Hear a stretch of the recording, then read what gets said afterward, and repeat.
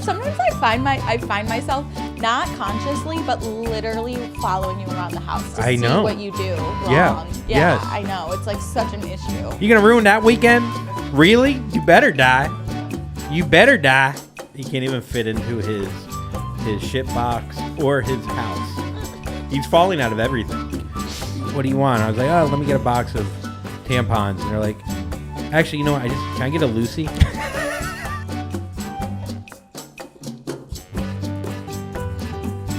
All right, welcome to the Andrew Collin Show. I am Andrew Collin. This is the third episode. The feedback has been good. I've been worried about the feedback. Of course, you know, you're always wondering, are the people enjoying it? From what I've heard, you are. Thank you so much for writing me nice messages or commenting or subscribing. I really want this podcast to be bigger than Joe Rogan.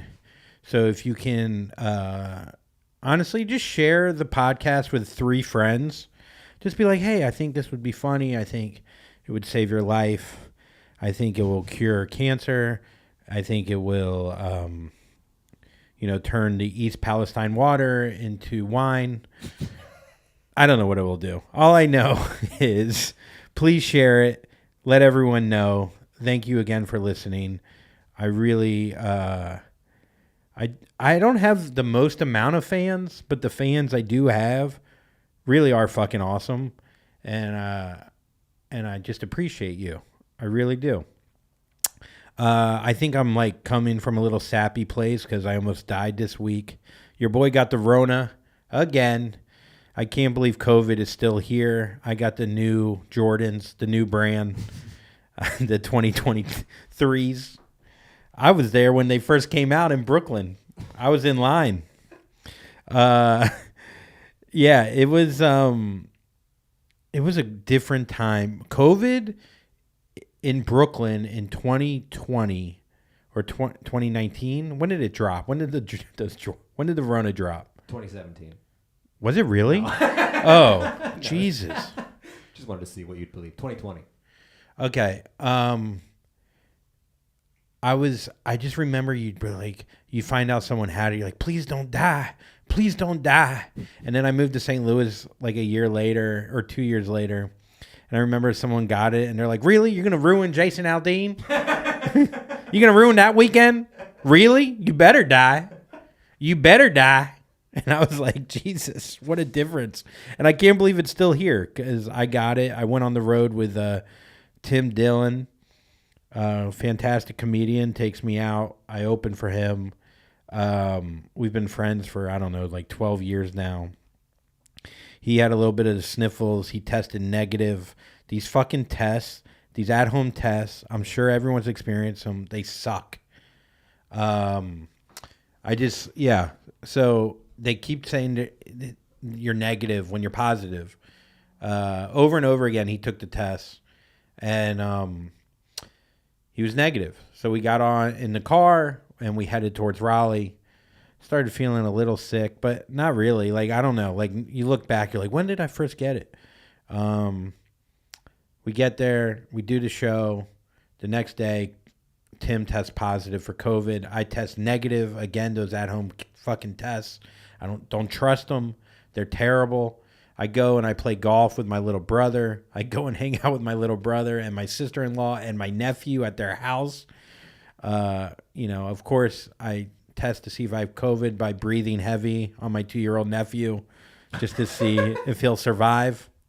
No, it was, and I was fine. And I did a set on Rachel Feinstein's show and I had a great set and life was good. I thought I was out of the weeds on COVID. And the next morning I wake up with a little cough and you're like, nah, it's not COVID. It's just a cough. It just happened to come at the perfect time of having COVID.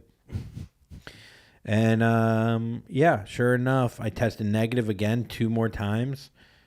And I was going to come home on a plane. And Brenna was like, why don't you go get a PCR test? So I go to urgent care. Urgent care can't do the test. It's always great when you go to urgent care and they're like, oh, by the way, we can't help you, even if it is urgent. They're like, why don't you take your time? Why don't you relax? But this is urgent care. Yeah. It's supposed to be urgent. Yeah, no. Like, come on, man. Dude, don't worry about it. Take the test tomorrow. The only thing they're fast about is they're like, you have money, right? You got the... I had money. I would have gave them money.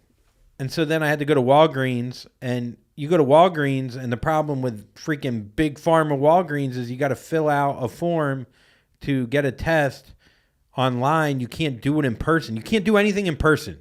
It's got to be online, and then you can get the test. So I got an NAAT test. I had to go outside Walgreens and walk through the drive-thru.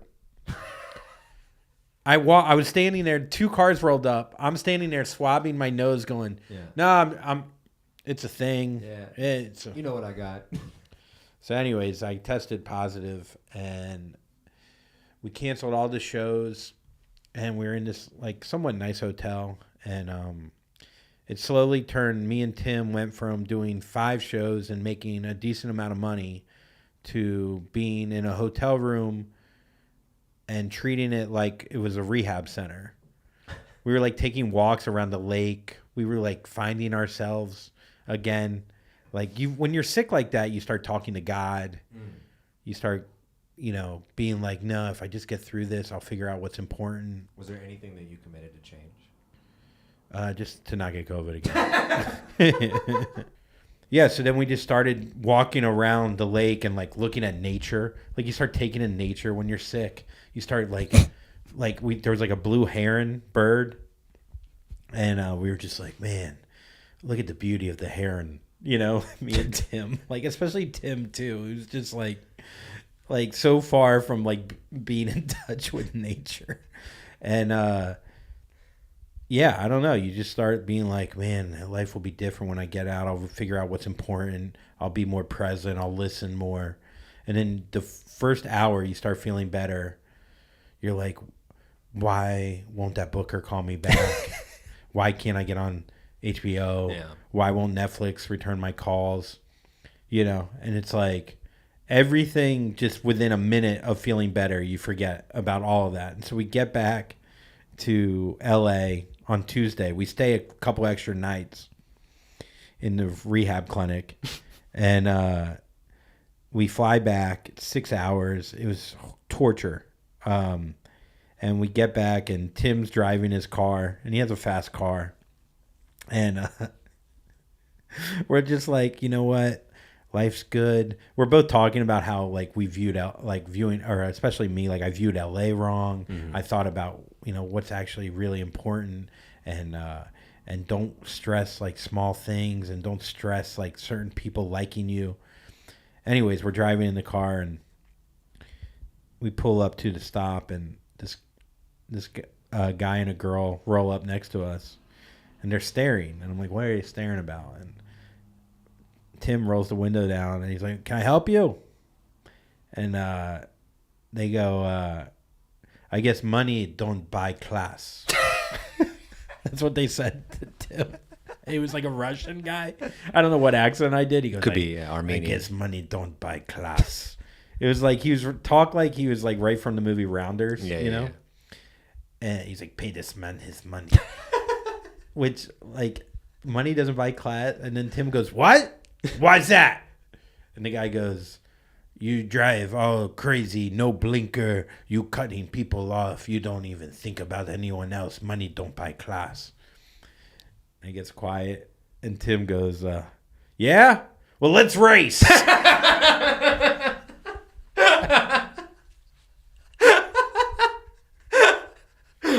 And he hits it. And he goes like 0 to 60 in like 1 second, and I'm like crying, laughing, and I'm like, it made like all the COVID stuff just melt away. Right then, it was all over, and I was like, we're back in LA, baby.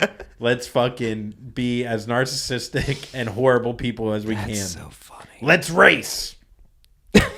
Anyhow, it was a wild week, and I'm happy to be back. And yeah. So what do we got? We got some Topical Tropical. It's a topical. It's a tropical. It's a topical tropical. You like that? Yeah, let's do it. I wrote that shit for you. We're going to start it's all tragedies today. That's all we have. Oh, boy. We have trains, planes, or UFOs, and automobiles. Great movie. But actually, it's really just trains and then 2 planes because the other plane is the Epstein plane. Let's start with the UFOs. I think you shouldn't really read the New York Post. But if you're going to read a UFO story, you should read it from the New York Post. You know what I mean? What's up? The U.S., I don't know if you've even paid attention in the last week. We've now shot down 2, maybe 3 UFOs. They could be balloons. They could be literally little drones that people are trying to peep on their neighbors with. They're not telling us. This is the story. The U.S. has called off its search for 2 mysterious objects shot down by the military last week after crews came up empty-handed in their efforts. U.S. authorities have been searching for debris of the unidentified flying objects down by U.S. fighter jets over Lake Huron last Sunday in a remote area of Alaska, Friday. But a U.S. official told the New York Times Friday that conditions made it too difficult to continue searching. So they maybe shot down aliens, but they're like, I don't know, it's just kind of swampy. Yeah. Can't look for them. I mean, first of all, UFOs are always in areas where no one lives. Mm-hmm. I've never seen a UFO above Times Square. And show it perfectly. I want to see a UFO in 4K on top of Times Square, and everyone, all the aliens going, howdy do. Howdy do. They like, what alien? It's like if you came to America and you were or like you were an amazing soccer player and you decided to play in the MLS instead of, in Europe in front of 20 million people. You're like, I'm an alien. I just flew 9 million miles, right? And you're like, I'm going to go to Alaska where no one will ever know my name. Like, I get it in a way because you don't want to be caught. But, I mean... It's like, do the aliens hate traffic? I mean, I do. So that's insane. And then also, UFOs, everything's tied in together. We can't be calling balloons UFOs. We can't, you know what I mean? UFO is like, it's like... Such a strong word. Strong. UFO should be like, oh, we shot down a metal cylinder that was going 6,000 miles per hour. Turns out it was just Russia. Or it turns out it was Venezuela. Whatever. You can't go, oh, this Hobby Lobby balloon is a UFO. Because what that means is someone in the military saw a balloon and goes, yeah, we can't identify that. Yes. I don't know what that is. Also, maybe don't shoot it with the strongest missile and you can fucking find it. You know what I mean? Maybe you shoot it with a BB gun and work your way up. They blew it to, and I believe... Smithereens. Smithereens is the technical word. Yeah, smithereens. And they're like, we can't find the smithereen. Yeah, so I think you need to use smaller missiles if you want to find this UFO. And UFOs, please, come to LA. Come to New York City. Come to fucking... I don't know, Mexico City. Just where people are with good cameras. Stop going to fucking Nebraska. Stop going to Wyoming. Stop going to Alaska. I'm calling you now. Come to my fucking house and I'll make you fucking chicken palm. It's exactly what you said. This is from the White House National Security Council. Their spokesperson, John Kirby, said, we will have to accept the possibility that we may not be able to recover debris from these objects. Then he also goes on to say the intelligence community's current assessment is that these 3 objects are most likely balloons tied to private companies. I mean, it's just, yeah. I mean, also, if you think it's a balloon because you have the ability to have radar and your own fucking eyes, maybe just fly next to it and check it out for a little bit. And don't be so fucking afraid of it to have to blow it up. I mean, it's just wild. All right, what's next? At this point, we decided to pivot and take Topical Tropical where it really belongs, Florida. I really just want to talk about FloridaMan stories. I only like these kind of stories is what I'm realizing. Any like story that's in the news that everyone's talking about just makes me fucking nauseous. Yeah. I'm not trying to be different. I'm not trying to be this. Maybe I am. All right, what's the first one? FloridaMan edition. This is the OG Florida Man story. This is the one, whenever someone even says Florida Man, you kind of think of this one in your mind. June 27th, 2012. Florida man chews off another man's face. I remember that. He was on bath salts. Yep. And what became known as the case of the Miami cannibal. Yeah. Rudy Eugene gnawed off half a homeless man's face while high. That was kind of, wait, what year was that? 2010? 2012. That was like the year 2012. of bath salts. Yeah, bath salts were huge, and that was still before Instagram or TikTok or whatever. Like, that story blew the fuck up. Mm-hmm. Like, that was the story. I remember I wrote a joke about, like, the guy who got his face eaten off. Did he live? The guy that got his face eaten off? Didn't he live? It was a homeless guy. Yeah. I don't know. I remember him being so famous, I thought he'd get on Dancing with the Stars. And then, like, at the end of his routine, he, like, has no idea how he did because he has no eyes. But, like, that's how famous that dude was. Or the story was at that time. Mm-hmm. Yeah, I mean, fuck. There's a follow-up report on that story. Had the munchies.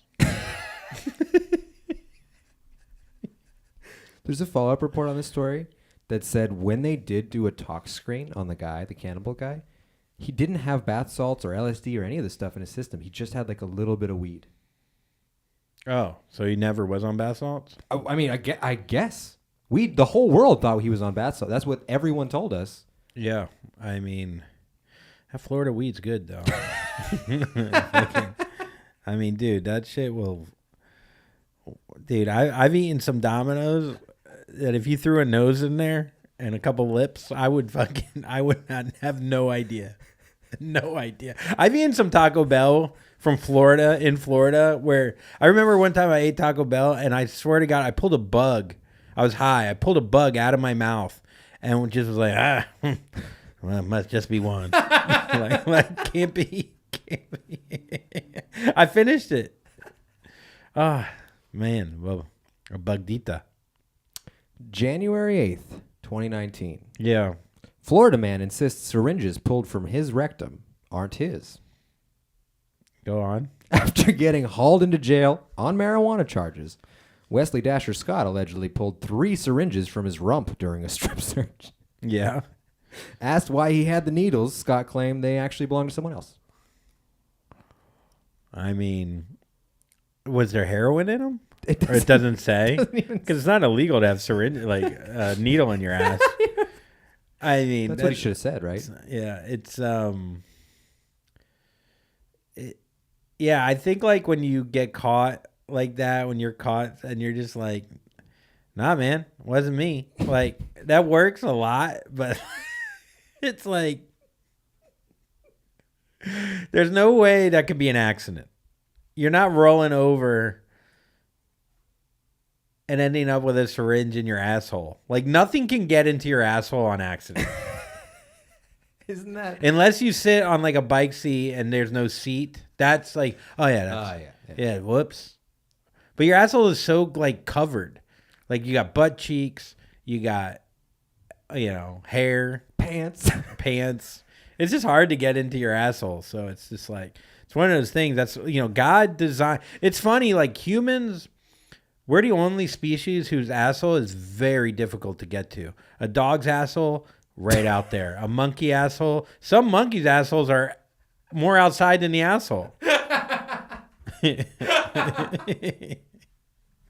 If you told me a baboon had syringes in its asshole and it wasn't his, I go, I get it. Come on. Of course. I get it, baboon. But not with an enclosed asshole. Stop it. Fucking liar. What a fucking liar. Oh, this is going to make such a great segue. We're going to go right into a question. Yeah.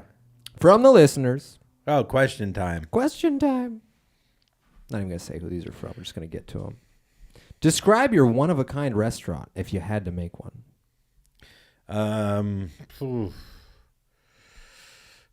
I think, what kind of food would I do? You would need a hook, man. Mm-hmm. I think like 80 or 90% of restaurants fail. Yeah. And it takes so long to raise money and to build them out. It's such a wild thing to go. I need to have my friend Seth on because he's done it before and he just keeps going after it. It's almost as crazy as trying to be a stand-up, or just as crazy, because you have to fucking whatever. Anyhow. You actually have to be good at the restaurant stuff. Well, that and you have to raise capital. Like stand-up, you could just go on stage and hope for the best. I mean, granted, you have to have some capital, but like, anyhow. I would have a restaurant that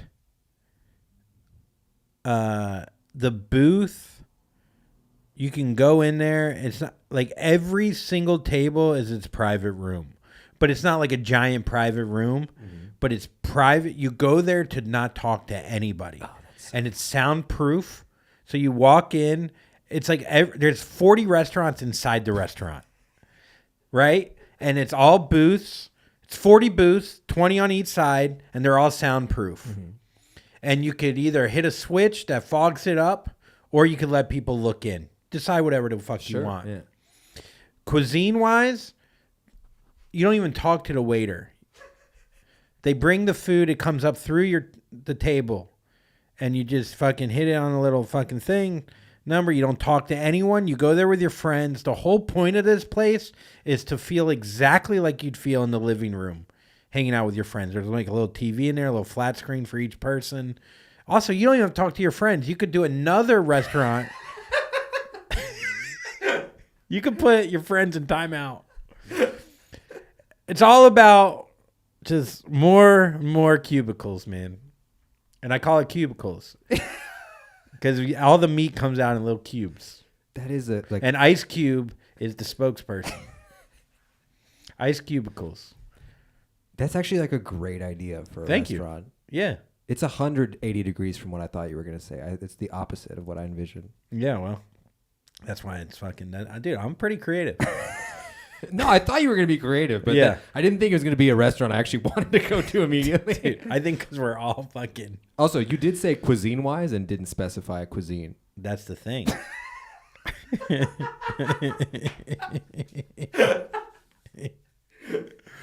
I think the cuisine, it would be pad see ew, like Thai meets Italian. So Thai noodles with Italian sauce. Whoa. Fusion. Oh my God. Yeah, think about it. Pad Fredo? Now we're talking. Was he in Godfather? Bro, that's not a bad idea because I love the texture of a fucking Thai noodle. Yeah. And you don't get it. They're too thick in Italy. I like a thin noodle that's wide. Will you say trademark 3 times so people can't steal this? You could steal it. If you really want it, you could have it. Gordon Ramsay's going to fucking take this idea. Gordon. Take it. I don't give a fuck. Here's a question from a listener. Thoughts on your lifestyle from being sober versus drinking now? Huh?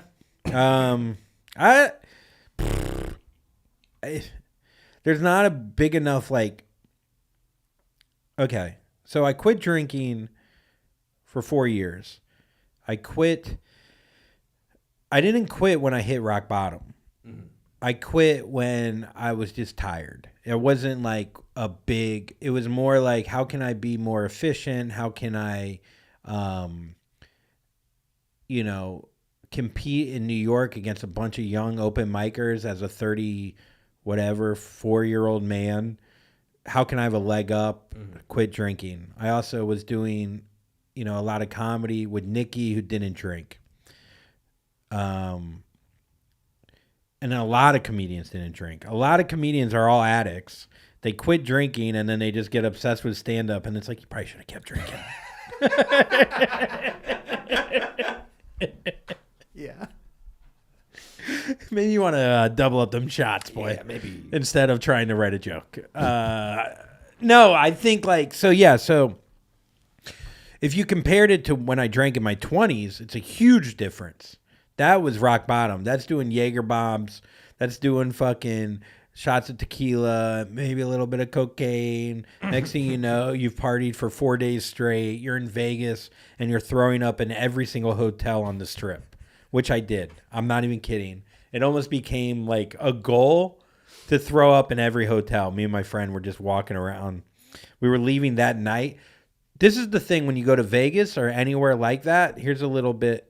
Something I recommend. Don't fly out past 5 o'clock the day you're like supposed to leave, because then you're just hungover, stuck in Vegas, and you want to fucking kill yourself. You want to fly out as early as possible and get the fuck out of there and still be drunk on the plane. So that being said, I quit and then I started again, and I have like, in a night when I do drink, I'll have maybe 2 or 3 drinks. And so my brain, I'm not, this is for me. Like, I think a lot of people, if you end up, I didn't ever went to AA. I have alcoholism in my family. But I don't know if like I'm an alcoholic per se, but I was addicted to drinking. No, I'm just kidding. I wasn't an alcoholic, but I needed it bad. No, I just so I just have a different relationship with alcohol now. I don't think I've done a shot. I haven't done a shot since I started drinking again. So like your relationship can change with it. Mm-hmm. Now, some people, they go, well, if I have 4, I'm fucked. I'll have 20. Do you ever, because I also was sober for a long time and now we're drinking again. Do you feel superior to people who have not stopped ever once? No, I don't even think about stuff like that. You don't? Oh. No, I'm not competitive like that with like, I just want everyone to do whatever's right for them. I don't like compete with anyone. I don't feel like, I do think that happens with sober people where they go, I got 6 years. Oh, I got 12 years. It's like when you tell someone you do comedy and they're like, yeah, I've been doing it for 20. You're only 12 in, you'll find your voice. It's like, you'll be sober one day. It's like, I haven't drank in 12 years, dude. Yeah. Like, so I don't get, and I went to AA a couple of times and I felt that kind of competition a little bit in there. And I don't like it with stand-up, and I don't like it like in the regular world. So no, I don't think like that. I just feel like I just have a different relationship now with alcohol. I have like 2 or 3 drinks in a night, and I don't feel like I need to have a 5th or 6th because I'm not running from anything, and I'm not like coping with being somewhere. And I think stand-up has helped because if I could handle going on stage in front of 1,000 people without 1 drink in me, I could handle 3 people at a restaurant, which I couldn't before. You know what I mean? Like I just, so I think a lot of like, a lot of my shit was just being anxious because I wasn't putting myself in situations that I was afraid of. And then once I put myself in situations I was afraid of, then I could handle like everyday life, which I didn't need booze for anymore. Yeah. That's pretty good. Thanks. Here's good. One last question. Yeah. It's a tough one. What's that? Would love a man's perspective on how I gently suggest to my boyfriend that he uses Viagra. Oh, my God. So what you do is you point at his soft dick and you laugh. You flop it around a little. Yeah, you fucking put it, just go, hey, you know what would be cool? If you could fuck me with a hard dick. That'd be cool. You know what would be cool if you weren't such a fucking loser with a little innie dick? That'd be cool. No, obviously you should say all those things. I think the answer is with anything is you go, man, I feel inadequate. Maybe you say how you feel inadequate sexually and then go, I've noticed lately that like, you haven't, been getting, as hard lately. I wouldn't make it like a sit down thing. I would do it like, hey, dude, have you ever like, put it on me. How about that? Go, hey, I was listening to a podcast and the guy on there has a pathetically soft dick and he takes Viagra and he said it's changed his life. I wonder like if we fuck, how good it would be if you like just popped one of the Viagras. He said you could get it off the internet like real easy. I already ordered it and it's in the bathroom and I just put it in your drink. So you should be hard now in 2 minutes. No, but like I think put it on me if you need to, or just say you were talking to a friend, or I don't know. That's tough too because don't say you were talking to a friend because then they'd go, oh, you were talking to your friend about my soft dick. But just do it in a way that's like not so formal. I think like if you put serious voice on it, it'll come off like way too sad and he'll feel bad and he'll get defensive and he'll be like, well, your pussy's not wet enough to make my dick hard. And you'll be like, well, your dick's not hard to get my pussy wet. And then that's like the chicken or the egg.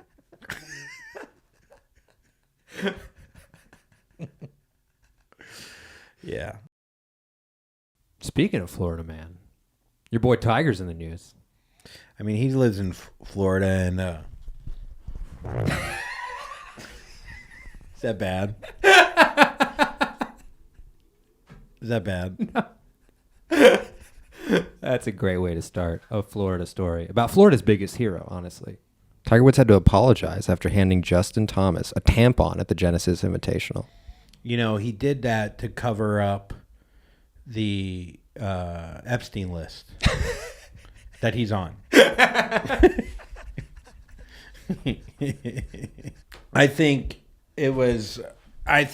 I do hate the term, oh, our country's going soft or people are going soft, because I think people tend to use it at any time to just like, instead of being like, I'm an asshole, it's like, you're soft.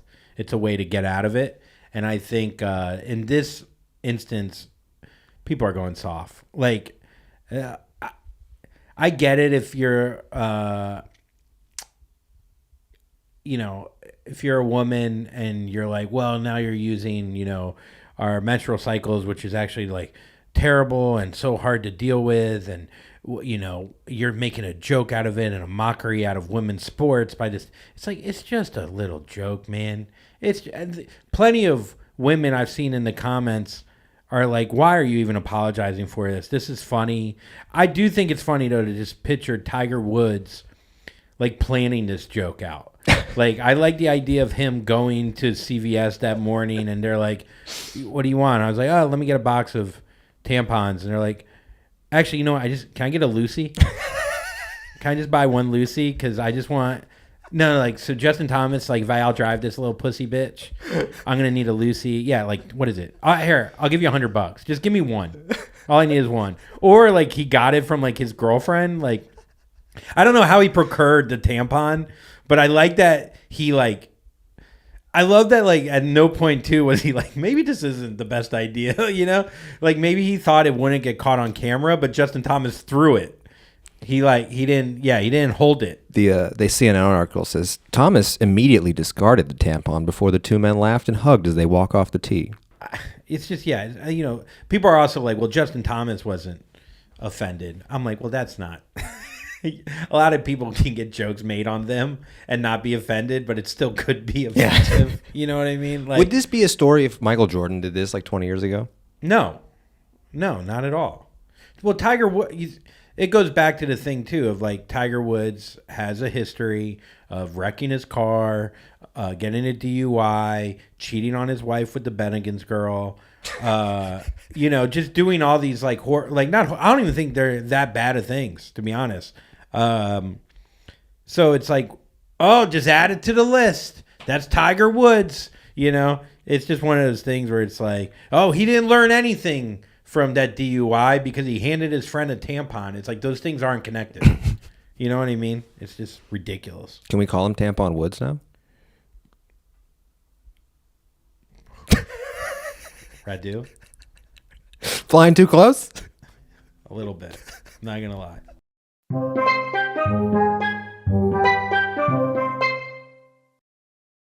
All right. Welcome to a new segment. I'm calling it Dr. Daddy or Daddy Doctor. I don't know which one I should go with here. I like them both. I brought on my father, Dr. Alan Collin. He's been a physician, hematologist, oncologist for the past 30 plus years. He's here now. Now retired. Finally. I mean, you were retired once, and then you came back. Why did you come back out of retirement like Tom Brady? Well, he followed my rule book. But I'm not going to be on Fox broadcasting Monday Night Football. Making $300 million. No, so I retired in 2011 after 30 years. And I was enjoying retirement. And I got a cold email that said, doc wanted in Southeast Florida, weekends only. And as I was going to erase the email, I showed it to my wife, Jeannie, and she said, "Did you call them yet?" And I said, "No, I'm in retirement. I'm going to delete this." She said, "No, call them." So I called them for her sake, and I found out that the group was in Boca, a big 16 doc group. And I knew half the guys and gals. So I went down there and I worked 3.5 years at Boca Hospital on weekends from Saturday morning, 6 o'clock till Monday morning, 6 o'clock. And it was a wonderful experience, wonderful professional experience, but it was a hard job. But on Monday morning, I go north on 95. The traffic was going south. Yeah. Did she just want you back out of the house? I mean, what were you doing in there?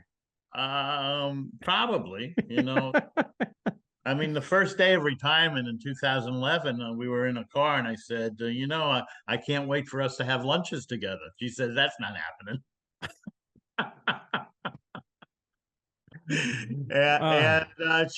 I think she really thought that I was longing to be involved again, which I wasn't. And I thank her for pushing me, because I probably would not have done it if she didn't say, "Did you call them yet?" And because it was a wonderful experience. The docs I worked with was top notch. The hospital staff was excellent. They treated me royally. They paid me well, and I needed 5 days off to prepare for the next weekend. What is it about medicine that initially drew you to it? I mean, at the time, was it, being a Jewish doctor, as like, did your mom push you? Your dad wasn't a physician. He was not. He was a chemical engineer. You tell me that like you think I don't know, which I don't know if I did know. No, but what drew you to medicine? What drew you to medicine? Honestly, is it the money or was it the passion of saving your patients? It wasn't the money. Yeah. The money was all secondary. I think, I think I got exposed to the healthcare system when my mother had breast cancer as a young woman. And I wanted to do something important to make a difference. And once I latched on medicine, I was good in science and math. Once I latched on medicine, I kind of didn't have to look at other options. So it was my top priority. Once I went into college, I found out that all the bio majors were pre-med and that they were cutthroat. So I majored in chemistry, and I had to take prerequisite bio. But I majored in chemistry and minored in political science, and went to med school. It was tough to get in those days, as now it's still tough. But Vietnam War was going on, and settled on oncology for a number of reasons. Hematology, oncology. I really had a very good rotation in medical school in hematology, and I really liked the microscope work. And then hematology basically got attached to oncology over the years as a single specialty. Most people don't do hematology and nothing else. Some people do only oncology, but it basically became a hematology-oncology specialty. I mean, when you moved to where we were from in Florida, weren't you the only oncologist in like? Oh, it was nuts. It was nuts. It was the Wild West. I mean, yeah. So it was. I trained in Miami, and we're about 2.5 hours north. And I kind of thought that it wasn't going to work out very well when I passed 100 miles of orange groves before I saw a building. And I met some of that land. I should have. I met with the radiation oncologist who was recruiting for a medical oncologist. He was the chief of the department. And he said, it worked out for me. I said, how did it work out for you? He said, well, the pro forma, which was the guidance that you look at as to how busy you're going to be in a year or two, he was 10 times as busy as they had predicted on his 3rd month anniversary. And we decided to give it a try. And it was hard. The first year was harder than internship because I had no coverage. I there was an occasional doctor who worked a weekend for me, but it was tough. So I was the only oncologist between, I would say, Jupiter, Florida. Well, there was a doc in Stewart, between Stewart and Fort Pierce. So I started in Port St. Lucie. It was a new hospital, and it was a hospital in Fort Pierce. So I was at 2 hospitals originally, and then the Stewart docs wanted once they got to know me, they wanted me to cover Martin Memorial and Stewart. So I was solo covering 3 hospitals and 3 offices, which was nuts. And People think now AI is going to be the new doctor. I mean, right. This Chat GPT. I was just watching that. What do you feel about that? Do you think that doctors can get replaced, or?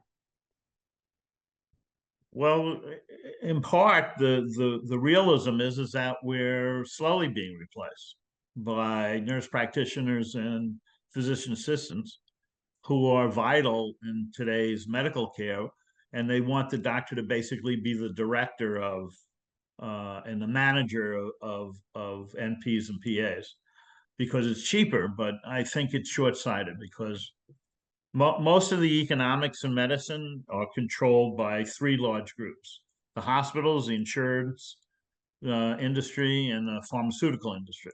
And they run it. And they get 85 to 90% of the medical health care dollar.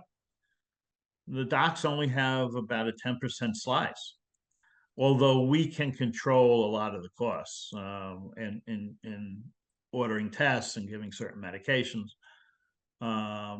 So the push is to replace the doctor with nurse practitioners and physician assistants, and I'm sure that they can learn Chat GPT as well as doctors can. Yeah, and there may be some benefits to that, but I don't know. The background you have 4 years of college, 4 years of med school, with 2 of those years being in the clinics, and then an internship for a year, 2 years in residency, and if you want to specialize, another 2 years in a fellowship. So you have 7, 8 years of significant experience before you see your first patient and hang a shingle up. So then why are drugs so expensive in America compared to other countries? And can we do anything about it? I mean, so many people talk about, the Canadian healthcare system and then Scandinavia, right. Socialized medicine. Do you think that will ever happen here in America? And why not, if you don't think so? The pharmaceutical industry is very, very strong politically. They did something just recently. It has yet to be seen how it works out, that now the government can negotiate drug prices. And I think that they're going to allow some drugs coming in from Canada. And that might help things. But we subsidize the rest of the world. In the new chemotherapy drugs, since I retired, even the second time, just 3 years ago, they're $10,000 a month. Who can afford that? And certainly the world, even the developed countries outside of the United States, the population can't afford that unless they pay most of it through insurance premiums, which have gone out of sight. So I think I don't have any of the right answers. If it was easy, it would have been done a long time ago. Yeah. But the pharmaceutical industry and the insurance industry and the hospitals are basically what control medical costs in the United States. It's not the doctors. Did I make a good living? I made a very good living. But it's relative to what the mean or median salary is, we made really good livings, but we're not part of the 1%. And There's most stocks are. Yeah. Sometimes there's a conspiracy that cancer can be treated, but that would be, if it was treated, that you would lose so much business. Right. That the medical industry, including doctors, know the cure for cancer, but we don't want to let it out because it's really a backward way of looking at things. It doesn't happen. And the likelihood of cure of cancer in our lifetime is small, although we've made some great progress over the last 10 to 15 years. The mortality rate from cancer from 1991 to present, because it was a 30-year study, I guess, has decreased 30%, which is a huge drop. And people don't realize that. Still, cancer is one of the top 2 or 3 reasons for mortality in the country, but we've made significant improvement in both quality of life and length of life in terms of taking care of certain cancers. And we've cured certain cancers: Hodgkin's disease, childhood lymphoblastic leukemia. 95% of the kids are cured. We're making progress in the non-curable cancers: lung cancer, colon cancer, prostate and pancreatic cancer, and breast cancer. Those are the top 5. And we've made significant improvement in those, but metastatic disease still is yet to be cured. Now, getting back to out of the 30%, if it's total 30, but like something like pancreatic cancer, it might be only like 5%. Right. Pancreatic cancer has been a very difficult disease, but the survival statistics, although modest, have improved in pancreatic cancer as well. But pancreatic cancer lends itself to a very delayed diagnosis, because when you present with symptoms of abdominal pain or back pain and depression, and it's usually already metastatic by the time it's discovered. We had some questions from fans. A couple of those were already kind of answered. Fans of yours or fans of mine? Now fans of yours, and probably not fans of mine, when they realize that you're this much smarter than I am. No. All right, so here's a few. Okay, what blood lab should we make sure to get done, and how often? Well, that's encompasses a lot of the population. It really depends upon age, your status of your health, and family history. But to take it kind of from your 20s to your 40s, you if you're doing well and you don't have a significant family history, you can see a doc and get some routine lab work once a year, once every 3 years, particularly if the baseline is all okay and you're feeling all right and you have a normal physical exam. But as you get older, things happen and you start to rust. And probably from the age of 35, 40, you probably should have an annual physical and routine lab work, which would include a complete blood count, full chemistries. In women after the age of 40, a mammogram annually. And depending upon what the results of those turn out to be, then it gets modulated by your individual physician. Over your 30 plus years, what can people do preventative wise? Someone goes, should we have no sugar? Does sugar equal cancer? Does certain foods, the certain way to live, certain rest, certain jobs, certain stress, or how much of it is just genetic? Well, it's all of those things that you mentioned. Yeah. And it goes into the pot. Unfortunately, you don't decide which upsides and which downsides you have. As you get older, you start thinking about all the influences you've had over the course of your lifetime and your career. But basically, it comes down to 3 or 4 basic things again. It comes down to diet, comes down to lack of stress, it comes down to sleep, and it comes down to exercise and family history. And and there are things you can do with the diet, but although cliche-ish, it's what you hear. I mean, you need to people who live the longest. One of the interesting facts about longevity: people live longer the less they eat.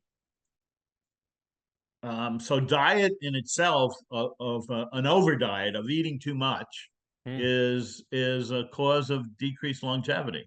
And intermittent fasting now is a rage. But if you don't eat between 7 o'clock at night and 7 o'clock in the morning, you're basically intermittently fasting. And you need to watch your weight. You shouldn't be more than 10% of your ideal body weight over your ideal body weight. And most of America's it's weird when you don't see that as a patient, probably. I mean, that's the norm here. Well, I think as you get older, you finally realize that you're vulnerable, like everybody else. The first health crises that I've had, I thought, whoa, I'm only 60. Why is this happening? Yeah. So I think preventative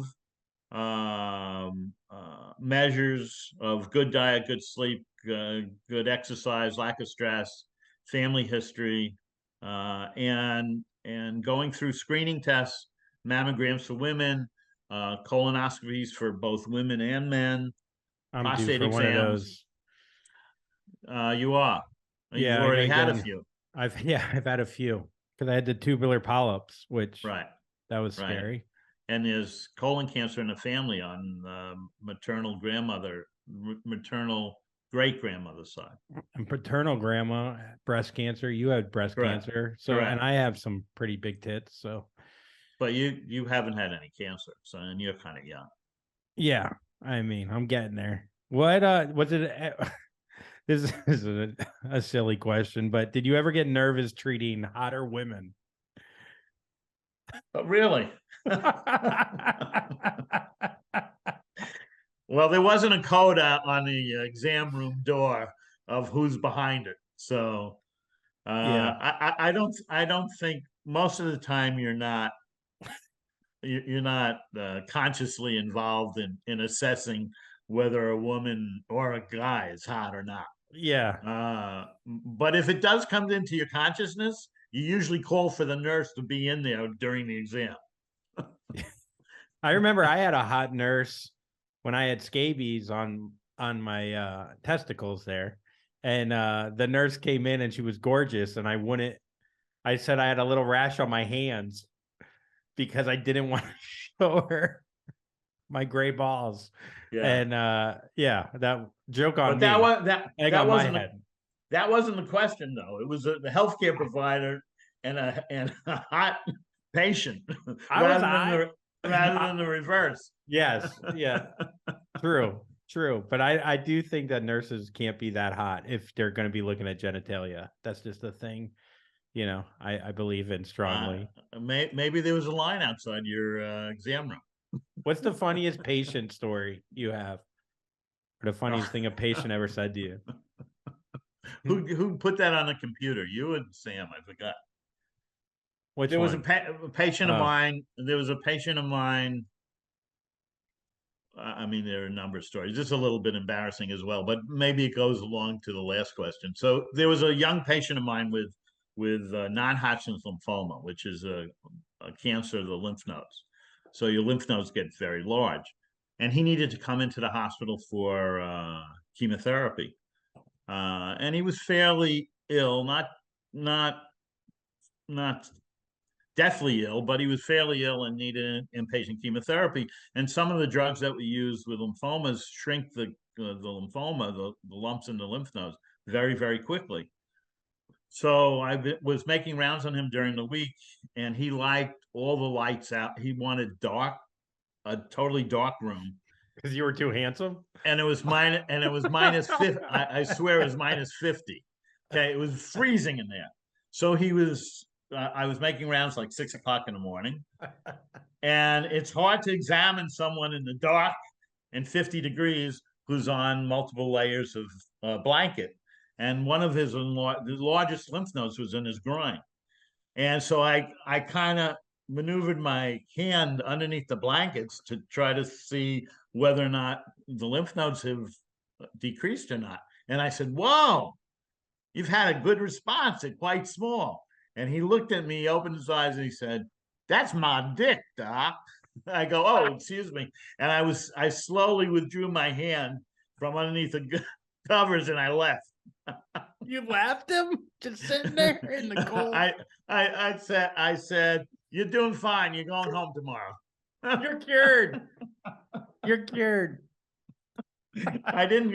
If it was a woman, I might have said, "Nurse, nurse." Yeah. Oh my God. I mean, yeah, I'm sure you have millions of stories of people that You meet a lot of people. One of the great things about medicine is that you learn a number of things. You learn that we're all the same, basically. Number one, our health is all the same. Now, there's certain groups that have higher risk factors for certain illnesses, but we all rust the same. And I think although doctors, like a number of professions, get criticized often, I think that if we're exposed to the diversity of the population like we as doctors are, if the entire population was exposed to that diversity, there would be no wars, there would be no hate, there wouldn't be shootings of Orthodox Jews in LA yesterday, there wouldn't be a Ukraine-Russian war, in all likelihood, because people realize that our differences are not as great as our similarities. And that was probably the best thing I learned in medicine.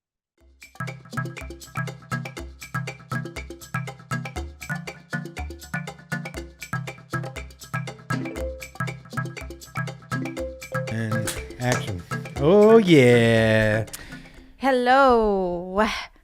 Welcome, Brenna LaRock, my rock, my girl, my lady.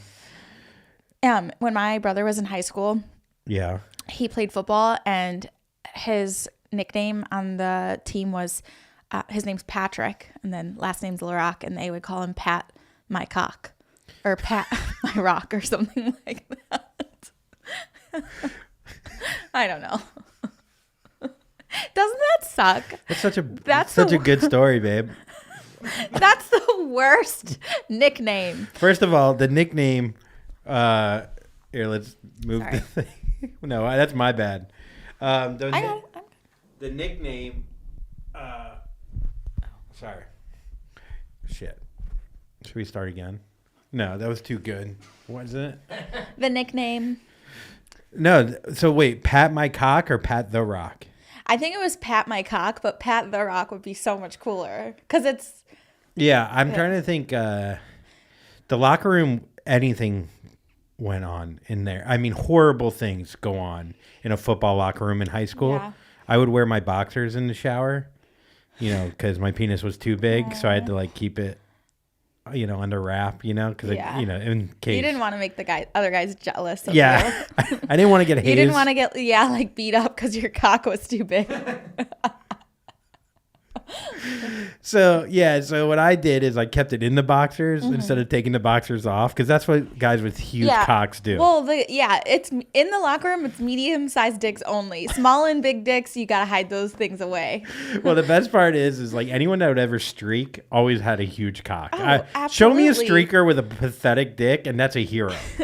So I would shower and I'd keep my boxers on. And I'm talking, they were the biggest guys ever. I was so small, babe, but huge cock, but so small. It just was like, it just looked awkward. That's what it was. You just looked disproportionate, and so you were insecure about that. Yeah. I was so weirded out by that. By how short my legs look compared to my long cock. Yeah. Like your legs are so skinny as is that like the circumference of your dick next to your thighs, it was like almost too similar. It was It was like a third leg. I didn't want anyone to be like, does he have Kate Moss legs? It's like, no, they're my regular legs. Please don't make fun of my legs because my dick's so wide. So anyways, every guy on the team, because I would leave my boxers on, would call me gay. Aww. They'd be like, you're so gay, you won't even show your dick. And I would be like, Isn't that wait. the opposite? I'm like, yeah. I was always like, Wait, I'm like, Yeah, dude. wait a second. You're so gay you won't even blow Jeff. I'm still I'm like, computing what? this, but that's like. I'd be like sucking Jeff's dick. I'd be like, I'll show you how ungay I am. But your boxers are still on. Yeah, the boxers were still You're on. in whitey tighties. Yeah, man, the locker room was horrible. You played sports a little bit. Yeah, I played sports, but girls' locker rooms are like super civil from what I remember. Yeah, the closest thing I can think to me like getting hazed was when I was in like first grade and I was wearing a backpack and somebody hung me up on the coat rack by my backpack hook. And then I was stuck up there because I also was so small. What is this, a movie? And then the entire rack came out of the wall and I came crashing down. Yeah. And Wait, your parents told me this story and they blame you for this. No. No? No. I felt like No, when I heard the it's story just- the first time, they were like, I can't believe Brenna got in trouble like No. that. I was like, well, you just got hazed. No, and then they said that they kept the voicemail audio like on a stick somewhere of my principal calling and just being like, "Hey, just wanted to let you guys know, Brenna's all right. We had an incident. She was hung onto a wall and onto a concrete wall that came crashing out of the wall. She fell to almost her death, but she's fine. She's Your mom's fine." like, you're eating too much. You ruined that wall. Literally. Your mom's like, all right, no more snack packs. No more snack packs for Miss LaRock, pat my cock. Oh, dude. Yeah, man, bullies were fucking bad. I was bullied so badly in middle school, too. That was when I was bullied the most. What were you bullied about in middle school? I just was bullied. Like, You're so hot. no, I was so Your ugly, cock was actually. so big. I think at one point I was on crutches. I had brand new eyeglasses. I had braces. Like, that was all happening at one time. And I had purple in my hair. So, like, I was asking for it. Who put purple in your hair on top of It was that? like the fake hair that you glue in at the hairdresser. Who was your role models back then? What were My you- mom, who gave me an eating disorder. Like, do you think that was like a... It was just me and my mom. So anyways, At some point, you can't let your kid make all the decisions. Yeah, You got to be like, you got to totally. step in and go, look, we're just going to put you in a normal Old Navy outfit. Whatever you got going on here, you're going to get destroyed. close the door and do it in your room. I don't want to see. Yeah, put your I don't little wanna purple see your hair. weirdness. No one wants this weirdness because you're not even cool with your like. It's so funny because even like the weirdos, like there's still a cool factor of certain Yeah. kind of weird. Yeah. Whatever you described, like not like No, it yeah. wasn't edgy. It was like I yeah. was a total fucking loser. And they called me out on it. They would scream across the playground. These kids, I still remember who it was. Ironically, his name's Patrick too, and my brother also did bully me, but he would scream across the playground. He would scream, "Brenna LaRock is a Okay, babe. You know what? Leave it in. You know what? Leave This it. happened to me. I didn't. No, I. So I too was called gay. Just so you know. Actually, I probably shouldn't say that. No, it's all good. No, you are the person playing the part. Yes, of it's not my the fault. No, it's not your fault. Except maybe I was a little. You did seem to enjoy saying it, though. I did have purple in my hair. Look, you get it from your father. Yeah. Your dad, when I met him, calls everything gay. Your hat. The hat. This is why I wore this hat. I was thinking about that. Talk about, I meet Brenna's dad for the second time, and he wanted to know what I wanted from the store before I got there. And Brenna told him that I love LaCroix. Pamplemousse LaCroix, which is, I get it. It sounds kind of gay. I get it. But he was like, I couldn't even go, I didn't even want to buy it because I didn't want the town talking about me. Yeah. And then he keeps calling things gay. And I want him to like me Yeah. so bad that I start like calling, I'm like, yeah, that's gay. That's gay. You're like, it is gay. Yeah, like over my moral compass, like I want him to love me and accept me. And he ends up calling, we're watching golf, and the caddy for one of the golfers has this hat on. Mm-hmm. And he goes, man, you gotta be real gay to wear that hat. And finally, I was like, I froze. I was like, I love this hat. So I was like, this whole weekend, I bite my lip a little bit around your dad because he could probably beat me up. And I finally go, actually, sir, actually, buddy, actually, the hat being a bucket hat and being round like this blocks all the dicks from getting in my mouth. And he looks. I go, actually, the hat you wear, sir, is gay because it only blocks one dick. And he goes, you are not going to marry my daughter. That's what he said. I think that's what he said while drinking a Pamplemousse LaCroix, calling me gay. But yeah, that's just old school. I don't think he's like homophobic by any means. I just think it's just like that's the thing. Like you just call things gay. I guess, including his future son-in-law. Yeah. Yeah. Anyhow, I just got over COVID. I sent you flowers for Valentine's Day, and you wrote back, "There's no vase." We were in a fight. Yeah. Why are we always on a fight on this podcast? Yikes. People are like, they broke up? Yeah. Really? Whoa. Weird. No, they... I bet you right now there's Not someone yet. with like an over-under on how long we last because they're going to be like, they really don't like each other, I don't think. Oh, my God. So, yeah. Well, no. I didn't do a plan for Valentine's. You didn't do a plan for Valentine's. You were out of town, but then you got COVID, so you were out of town for longer. We were going to go do something, but it wasn't going to be like, it was whatever. It was just going to be whatever. And in your mind, you wanted like a gondola ride with like horses. No, we were on FaceTime and you were like, well, I didn't even think that you cared about Valentine's Day or getting flowers. And I said, Andrew, every girl wants flowers, which is literally a line from a movie, but it's so true. And I wasn't referencing it when I said it. I just meant it. So that was on the 13th. The 14th, silence. And then the 15th, the morning of the 15th, I got Amazon Primed flowers. And I was like, first of all, they're wilted because they're the discount flowers. It's like the day after Halloween. All the candy's on 50% off. And the Santa Claus decorations are already coming up. People are getting ready for St. Patty's Day. And I'm getting flowers at my front door.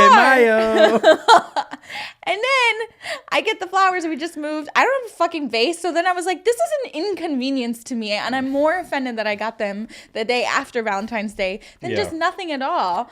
And then, so I did text you and I go, what am I supposed to do with flowers without a vase? And I said, and they're wilted. And they're wilted and some other thing you said. And I was like, well, this is the last time I get her flowers. And then I did figure it out and sent you a photo. And I said, they're actually very, very cute or very pretty, but still. I did order them on Valentine's. You can't get a gift for somebody that's work for them. Agreed. Well, I thought you worked for it. You just, you got to prove it yourself to your own present. I worked for a bouquet that comes with a vase. That's personally the amount of hours I feel like I've put in. We say all this, and Mango eats all the flowers anyways, and we want to fucking murder. How about an edible arrangement for Mango? No, for me. Oh, like fruit. Maybe I'll get you some cat treats. But all right, I guess we got to get into it, which I think we already figured out what annoys you about me is how I handled Valentine's this year, and I apologize. And I promise by next year I'll order a full-on bouquet. Mango's killed, so we can finally have my flowers. The way that you've been walking him lately, you've been very bohemian about taking our cat for a walk with no leash. You just let him run around. Yeah, I follow him. I don't know. California's changed me. I don't even care if our cat gets run over by a car. I'm not a helicopter mom anymore. Our cat gets run over. You're like, California is so different. Yeah, I just let him make his own decisions. I let him wear weird glasses and put purple in his hair because that's what he wants. That's what I want for him. By the way, our cat does need an eating disorder because he is disgustingly fat. He can't even fit into his shit box or his house. He's falling out of everything. No, he's getting big. He's going to get his He's own room. growing. Yeah. It might not be a domestic cat we bought. We might have purchased a small puma. It's a hybrid. Yeah, it's a hybrid. It's indica. A domesticated puma feline. Puma line. Pumalan. What annoys you about me around the house? You got to start this segment. Okay. Something else. Oh, you want me to start I this? personally Because people aren't coming at you I too don't want to much? stress anybody out. Yeah. Because I say it with too much fiction, and then it comes across the wrong way. It really does. So you got to take your turn. All right, you fucking bitch. Okay. Whoa. Too much? Too much. It's not me, it's the character. Right. So I asked for it. what around the house? Oh, I mean, it all comes back to the nagging. Oh, this isn't a thing around the house. Yes, it is. I was Andrew and I literally got into a huge fight yesterday. an argument about who was more stubborn yesterday. Yeah, that's like you're more stubborn. I'm more stubborn. You're stubborn. Like there's nothing funnier than arguing about who is more stubborn. We don't know who won because we both really were stubborn. I don't think we've. We both really did well. I just left. I Yeah. went to work and I was like, we're gonna just. Yeah. So I went to write down something on a paper towel yesterday, which we have plenty of paper towel, like so much paper towel. And I ripped off such a little piece. No, but you lifted- let me finish, Okay, please. I apologize. When I stumble, when Brenna gets steamrolling about the little nagging, she sees everything. Like it's like the Matrix. So I took off a little piece of paper to write down the password for our Wi-Fi. And you go, well, we have paper. I go, well, I'm just writing it on this paper. Well, that's not the right kind of paper. No, I said, let's not waste the paper towel when there's a notebook of paper exactly to the left of you. But the paper towel's And already wasted. It's already ripped. No, it's not. It's not wasted. What do you mean? I mean, I guess regardless, we could have Yes, reused. that's what. Yes, I still could have used it to wipe my hands with the little number but on I there. just don't understand why you don't just put our Wi-Fi password in a notebook that's right there. You don't even have to rip it out. Because it's your notebook, and then I don't want to use your notebook, and you'd be like, "Well, you use my paper." Okay. Well, you weren't trying to do anything wrong, but I'm just saying you did it the wrong way. That's the difference, I think. I think that's what we have to come up with, because here's a resolution.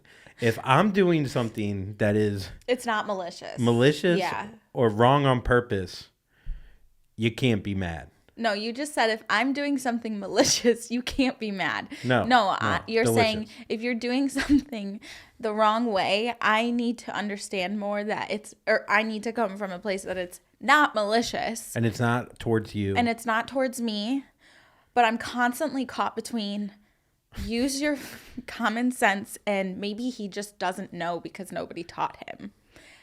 But I just feel like I think I get caught up in that and then I get really frustrated with you. Sometimes I find myself not consciously but literally following you around the house to see what you do wrong. Yeah, Yes. I know. It's like such an issue. This is a big yes. I realized it literally yesterday. I was like, I'm actually following him. Yeah. I know. And I'm like, what are you doing now? I know. And that's when I tell you that you're nagging. I'm not nagging. I'm telling you, it's Maybe there needs to be a better word for nagging. No, 100%. Yeah. But it used to be. Because nagging's hard. Yeah. I think it's like my PMS. I literally, I know it's not an excuse for everything. It's the same thing with me talking about your ADHD. It is an excuse to some extent. They're all letters, yes. Right. Whatever. It's just another acronym. But you know, I get what you're saying. I noticed the pattern, and I think, and yeah, whatever. That's it. What fell? Just a book. Oh. The shelf's about to come out of the wall. Whatever. I didn't really put it in that well. All right, Brenna, thank you. You won't come at me for something I do wrong. Oh, wait, no. I guess we did figure that out. We're done. It's resolved. We it's completely the first time, resolved it. It's the first time we resolve something. ever. All right. Well, thanks. Ever. It's nice that. Huh? Foot check before you guys go. Oh, no shoes. It's disgusting. I didn't know. You said not to not wear shoes. I said to put socks on. No, that looks so weird. No, this looks weird. You have hair on your toes and your toenails are yellow. That looks weird. A Lululemon sock is not weird. That's weird. I can see your veins. You have fucking shoes on in the house. I'm on a jute rug. It's a jute rug. It's A jute rug, really? A Jew's jute rug. Are you doing a character? All right.